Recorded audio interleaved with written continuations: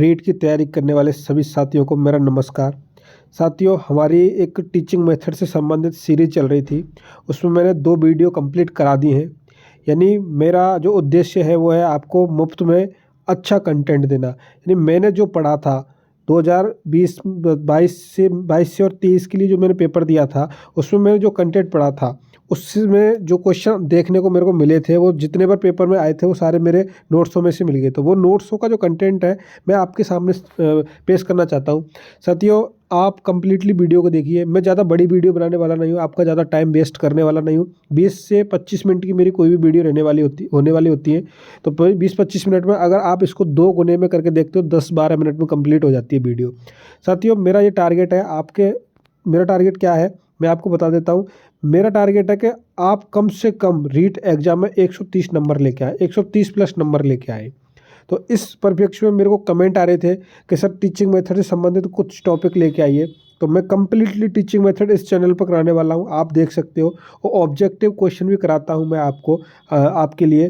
तो आप अगर चैनल पर नए हो तो चैनल को सब्सक्राइब कर लीजिए। बाकी अपने दोस्तों को शेयर कीजिए और वीडियो को लाइक कीजिए अगर वीडियो पसंद आए तो। और कोई भी टॉपिक से संबंधित अगर आपको लग रहा हो कि यार इससे संबंधित हमें टॉपिक क्वेश्चनों की ज़रूरत है, तो आप मेरे को कमेंट कर दीजिए। मैं आपको 100% क्वेश्चन लाने की कोशिश करूँगा उससे संबंधित। बाकी स्टार्ट करते हैं अपन आगे। पठन से संबंधित अपन चर्चा कर चुके थे सेकंड वीडियो में। अब इससे आगे बात करते हैं पठन के भेद। पठन के भेद कितने होते हैं, क्या होता है, इसके बारे में पढ़ेंगे। पाठकों की संख्या की दृष्टि से देखो, ध्यान रखना किसकी दृष्टि से, पाठकों की संख्या की दृष्टि से पठन के 2 भेद होते हैं। कौन कौन से होते हैं 2 भेद, उसकी चर्चा कर लेते हैं। एक तो होता है व्यक्तिगत भेद। कौन सा होता है? व्यक्तिगत भेद होता है। सुना, व्यक्तिगत पठन होता है, व्यक्तिगत पठन होता है एक, और दूसरा होता है सामूहिक पठन। ठीक है, इसमें तो क्या हुआ, सामूहिक 2 4 6 बच्चे बैठ करके एक साथ पढ़ते हैं। ठीक है, इसमें क्या होता है, अकेले अकेले बच्चे पढ़ते हैं। ठीक है, आगे अपन चर्चा करते हैं व्यक्तिगत की दृष्टि से। क्या है? व्यक्तिगत की दृष्टि से। अब इनके भी भेद होते हैं, पठन के 2 भेद होते हैं, व्यक्तिगत और सामूहिक। अब व्यक्तिगत की दृष्टि से कितने भेद होते हैं, इसके होता है सस्वर पठन।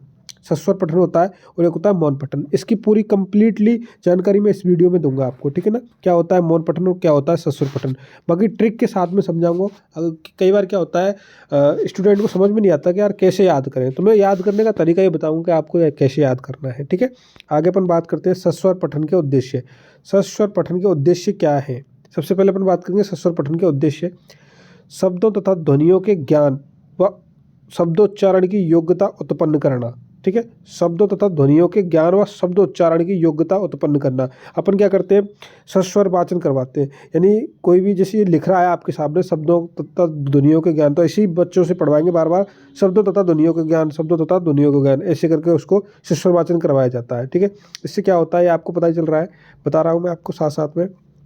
उचित लय, यति, गति, आरोह, अवरोह तथा विराम चिन्हों का ध्यान रखते हुए सस्वर पठन की योग्यता उत्पन्न करना होता है इसमें। आगे अपन बात करते हैं भावना रूप। भावना रूप स्वर की उच्चता एवं मंदता का अभ्यास होता है। कई बार तो क्या होता है, कोई शब्द ऐसे होते हैं जो जोर से बोले जाते हैं, और कोई शब्द ऐसे होते हैं जो बहुत मंद गति से पढ़े जाते हैं। ठीक है, सस्वर पाठन के प्रति रुचि उत्पन्न करना, इसका उद्देश्य है पठन का, सस्वर पठन का। ठीक है, और संस्कृत साहित्य के प्रति रुचि उत्पन्न करना, श्रोताओं की संख्या एवं अवसरानुसार वाणी को नियंत्रित करना। आगे अपन बात करते हैं सस्वर पठन के भेद। कितने पठन भेद है इसके? तो 3 भेद है। सस्वर पठन के भेद कितने होते हैं? 3 होते हैं। कौन कौन से? आदर्श पठन, अनुकरण पठन, संवेद पठन। कौन कौन से? आदर्श पठन, अनुकरण पठन और संवेद पठन। अब आदर्श पठन क्या होता है, इसके बारे में जानकारी लेते हैं। सबसे द्वारा देखो, इसमें क्या होता है, शिक्षक के द्वारा गद्य पढ़ा दिया जाता है या पद्य पढ़ा दिया जाता है। ठीक है, एक बार गद्य पढ़ा दिया जाएगा और पद्य पढ़ा दिया जाएगा दूसरी बार, जो भी है। फिर क्या होता है इसमें, जैसे आदर्श, इसमें ओनली पढ़ा करके छोड़ दिया जाता है। ठीक है, ये तो होता है आदर्श पठन। बाकी बात करते हैं अपन अनुकरण पठन। अनुकरण पठन की बात करते हैं तो इसमें क्या होता है, छात्र छात्राओं द्वारा होता है। इसमें आदर्श में तो क्या होता है, जो शिक्षक होता है वो पढ़ाता है। कौन पढ़ाता है? शिक्षक पढ़ाता है, और बच्चे उसके हिसाब से पढ़ लेते हैं। और अनुकरण में क्या होता है, छात्र पढ़ते हैं। क्या करते हैं? अनुकरण, छात्र अनुकरण करते हैं उस चीज़ का। अब देखो कैसे क्या करते हैं। अनुकरण पठन व्यक्तिगत एवं सामूहिक 2 प्रकार का होता है। ध्यान रखना इनका कौन कौन से भेद है, इनके कौन कौन से क्या है। सबसे पहले यही पूछ लेता है कि अनुकरण के कितने भेद है, तो व्यक्तिगत और सामूहिक 2 प्रकार का होता है। एक समय में एक छात्र अपने स्थान पर खड़ा होकर अनुकरण करते हुए पठन करता है तो उसे व्यक्तिगत अनुकरण कहा जाता है। जो छात्र पठन के दौरान उच्चारणगत दोष करता है उच्चारणगत दोष करता है उसके उच्चारण दोषों के निदान हेतु व्यक्तिगत अनुकरण वाचन कराया जाना चाहिए। ठीक है, ये तो इसका नोट डाल करके एक तरह से बता रहे हैं कि आपको क्या कराना चाहिए।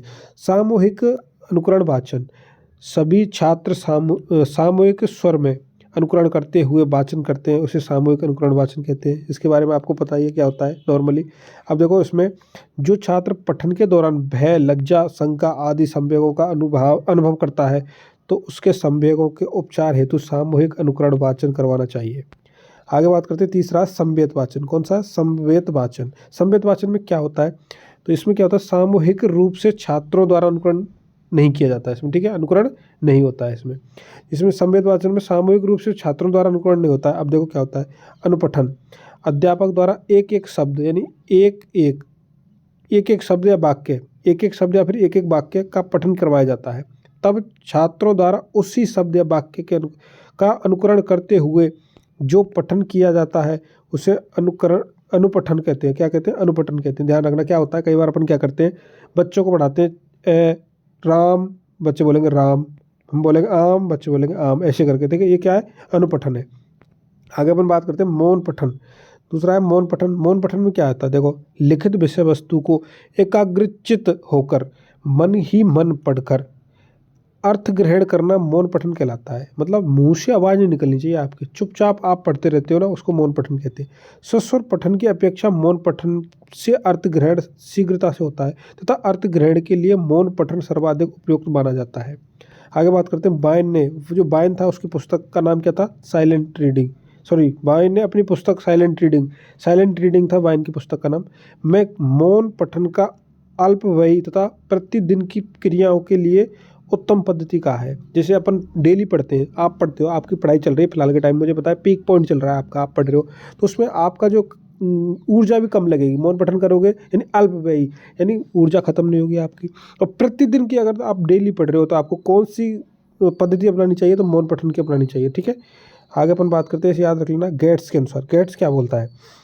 बुल्सन एवं गेट्स बोलते हैं मौन पठन के विषय में कहा है कि व्यक्तियों का मौन पठन उनके सुस्वर पठन अपेक्षा द्रुत गति से होता है। साथ ही मौन पठन या मौन रूप से पढ़ा हुआ अंश अधिक समय तक याद स्थायी रहता है।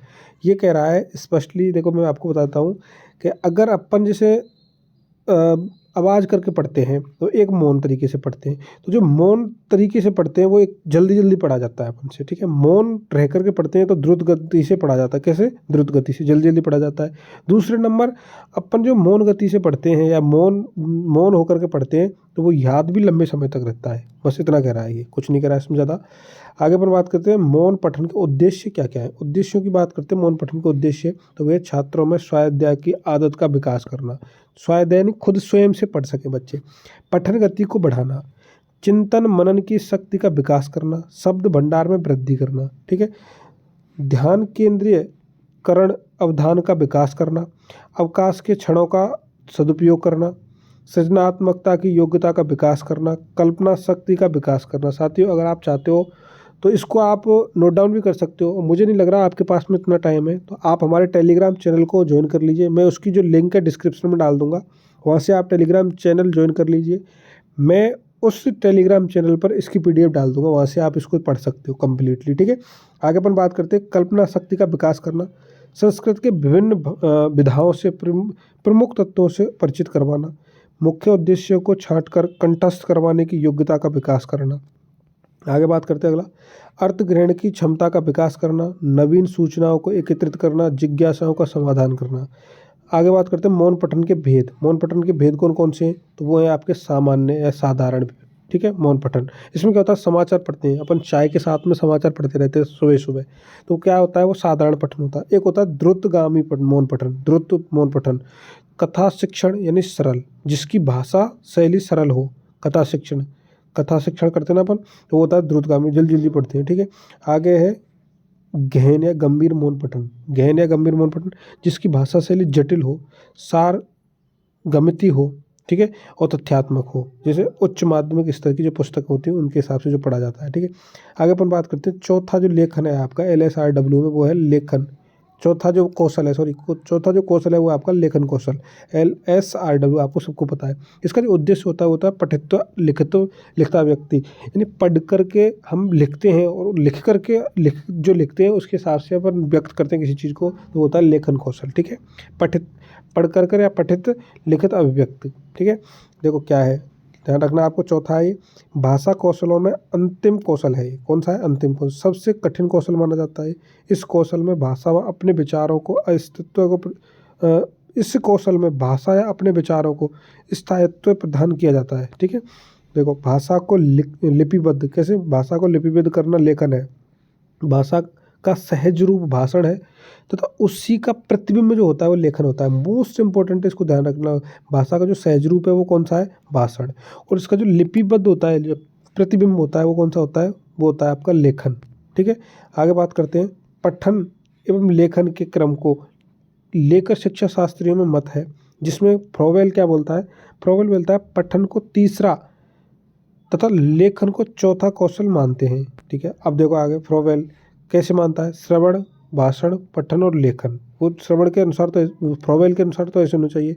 मारिया मोंटेसरी क्या मानती है? ये तो अलग है, LSRW के हिसाब से। अब मारिया मोंटेसरी कहती है LSW और R। ठीक है, ध्यान रखना है। यानी श्रवण, भाषण, लेखन और पठन, मोस्ट इंपोर्टेंट क्वेश्चन है ये, यहाँ से बनने वाला है कि मारिया मोंटेसरी के अनुसार कैसे हैं। तो श्रवण है पहले, फिर भाषण है, फिर लेखन है और फिर पठन है। और फ्रोवेल के अनुसार कैसे हैं? श्रवण है, भाषण है, पठन है और लेखन है। आगे अपन बात करते हैं अगला। साथियों, मैं अपेक्षा करता हूँ आपसे कि आप जिस दिन आपका रिजल्ट आएगा, आपके नंबर आपको 125 प्लस देखने को मिलेंगे रेट में। ठीक है ना, मैं आपसे ये अपेक्षा करता हूँ। मुझे पता है आपकी तैयारी बहुत अच्छी चल रही होगी, शानदार चल रही होगी। आगे अपन बात करते हैं। अन्य शिक्षा शास्त्रियों पठन और लेखन को साथ साथ स्वीकार किया है। ठीक है, आगे अपन बात करते हैं। लेखन कौशल में लिपिवर्तनी का सर्वाधिक महत्व होता है। ठीक है, आगे बात करते हैं अपन लेखन कौशल के उद्देश्य कौन कौन से। लेखन कौशल के उद्देश्य की बात करते हैं तो भावों को स्थिर रूप प्रदान करना। जो भाव होते हैं, जैसे अपन कोई भी विचार है उनको अपन बोल देते हैं तो उसको तो किसी को क्या पता होता है, लेकिन अपन लिखते हैं तो वो स्थिर हो जाते हैं। लिखने के बाद में स्थिर हो जाता है। तो भावों को क्या करते हैं अपन? स्थिर रूप प्रदान करते हैं। उसके बाद भावों के लिए आकृति निर्माण करना। भावों के लिए देखो, ये अपन जो पढ़ रहे हैं वो आकृति तो है, भावों की आकृति निर्माण करना। पठित वस्तु को लिखित रूप में अभिव्यक्त करना। छात्रों में लेखन शक्ति का विकास करना। ठीक है, आगे अगला है शुद्ध वर्तनी का ज्ञान। क्या है? शुद्ध वर्तनी का ज्ञान प्रदान करना। विराम चिन्हों के प्रयोग का ज्ञान प्रदान करना और सृजनात्मक शक्ति का विकास प्रदान करना। ठीक है साथियों, आगे अपन बात करते हैं। अगला है जैसे सुंदर जो अपन लिखते हैं, सुंदर लेखन के जो कारण है वो क्या है? जो अपन गलत या बुरा अच्छा नहीं लिखते हैं उसका जो कारण है वो क्या है? वो है लेखन में आरंभ से ही बाल जो पेन होता है, बाल पेन में फाउंटमैन का प्रयोग करना। ठीक है, आगे बात करें लेखनी ग्रहण करने की दोषपूर्ण प्रणाली। जो अपन पकड़ते हैं पेन, उसको पकड़ने की गलत प्रणाली। आगे अपन बात करते हैं लेखन के समय असुविधा युक्त स्थान का उपवेशन या बैठना। लिपि के सही ज्ञान का अभाव होना। ठीक है, आगे बात करते हैं विराम चिन्हों के प्रयोग के ज्ञान का अभाव। लेखन अभ्यास की न्यूनता। तिर्यक लेखन का दुरभ्यास और सघन लेखन का दुरभ्यास। ठीक है, आगे बात करते हैं ये सब जितनी बार कमी है उसकी सुंदर लेखन की। सिरोरेखा किसको बोलते हैं? अपन जो ऊपर जो कोई भी नाम लिख रहे हैं, जैसे मान के चलो ये नाम लिखा मैंने राज, उसके ऊपर जो ये होता है इसको क्या बोलते हैं? सिरोरेखा बोलते हैं। सिरोरेखा बिना लेखन का दुरभ्यास। और आगे बात करते हैं अध्यापक का लेखन आदर्श लेखन ना होना। सुंदर लेखन के उपाय क्या क्या है? उपायों की बात करते हैं सुंदर लेखन के, तो वो है लेखनी ग्रहण करने की रीति का सम्यक प्रशिक्षण देना। लेखन के समय उचित वातावरण की व्यवस्था होना। दुविधा युक्त स्थान पर उपवेशन कर लेखन कार्य करना। लेखन का अधिकाधिक अभ्यास करना। लिपि का सही ज्ञान होना। आँखों से कागज की उचित दूरी होना। अक्षरों की सुसंगठित एवं सुव्यवस्थित करना। और अध्यापक का लेखन आदर्श लेखन होना। समय समय पर सुलेख प्रतियोगिताओं का आयोजन करवाना।